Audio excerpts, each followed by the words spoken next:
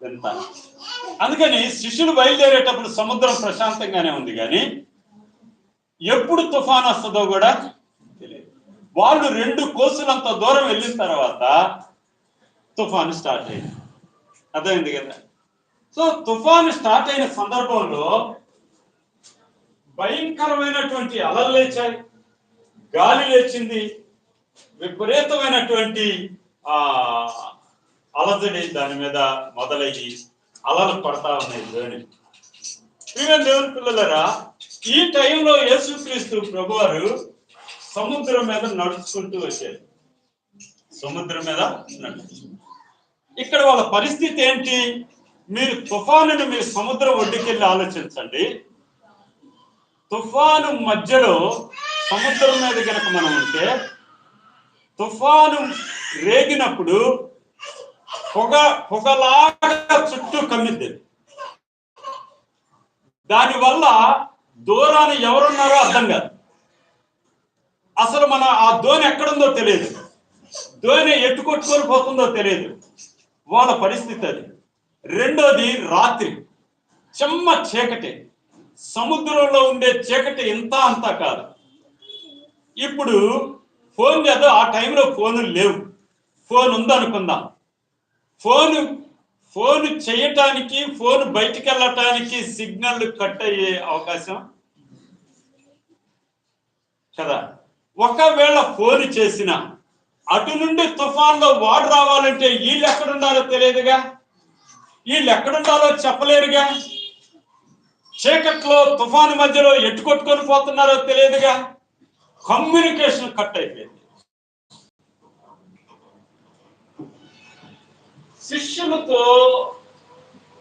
శిష్యుల యొక్క దేనస్థితి అది. చిమ్మ చీకటి, సహాయం చేసే వాళ్ళకి కబురు చేయడానికి ఏమీ లేదు. ఒకవేళ కబురు చేద్దామన్నా వచ్చేవాడు ఎవడు లేడు. వద్దామన్నా సముద్రం పొంగుల మధ్యలో అది ఎక్కడుందో తెలియదు. రెండోది, అది చీకటి. వారికి వేరే మార్గం అయితే ఒకే ఒక్క మార్గం, వాళ్ళకు బతికితేనా గొప్ప చేత బతకాలి, లేకపోతే సాగు మధ్య, అలల మధ్య చనిపోవాలి. వేరే సహాయం లేని దేన స్థితిలో ఆ పిల్లలు, ఆ 12 మంది శిష్యులు దేవుని చేత పిలువబడ్డాడే, కానీ తుఫానులో చిక్కుకున్నారు. మనం దేవుని నమ్ముకుంటే ఎందుకు వస్తాయి కష్టాలు, దేవుని నమ్ముకుంటే ఎందుకు వస్తాయి శ్రమలు, దేవుని నమ్ముకుంటే ఎందుకు వస్తాయి బాధలు, దేవుని నమ్ముకుంటే ఎందుకు మాకు అనారోగ్యాలు. వీళ్ళు పిలువబడ్డాడే కదా. వీళ్ళు నన్ను వెంబడించండి పేతురు వీళ్ళందరిని అడిగితే ఉన్న పాటున మొత్తం వదులుకొని సేవకు వచ్చినట్టే కదా 12 మంది.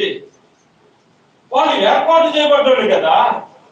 వాడు దేవుని ప్రేమను, దేవుని యొక్క పిలుపును అందుకున్నాడు కదా. దేవుని ఏర్పాట్లు కలిగినాడు కదా. వాడు దేవుడే పక్కన తిప్పుకుంటున్నాడు కదా. తుఫాను రాలేదా? వచ్చాయి. ఎంత వచ్చింది తుఫాను? మరణ ఛాయలో తెలియనంత తుఫాను వచ్చింది. చిన్న చిన్న కడుపు నొప్పికి దేవుడు మాకేం చేస్తున్నాడు అంటాం. ఏర్పాటు ఉన్నోడికే తప్పలేదు కష్టం. ఏర్పాటు ఉన్నోడికే మరణపు అంచులు తప్పలేదు. ఏర్పాటులో ఉన్నోడే చుట్టబడ్డాడు. మామూలు వాళ్ళందరూ ఇళ్లలో ఉన్నారు,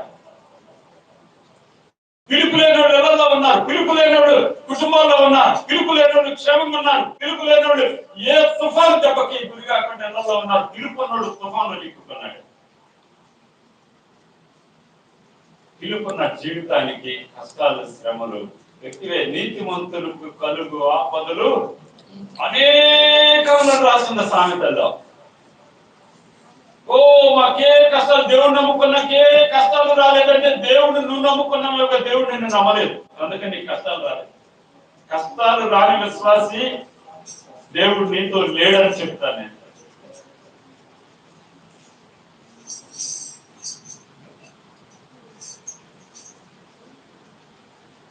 దేవుని పిల్లరా, అది చూసిన ప్రభువు ఎక్కడో మిట్ట మీద అన్నాడు. ఆయనకి అక్కడ దొరకలేదు.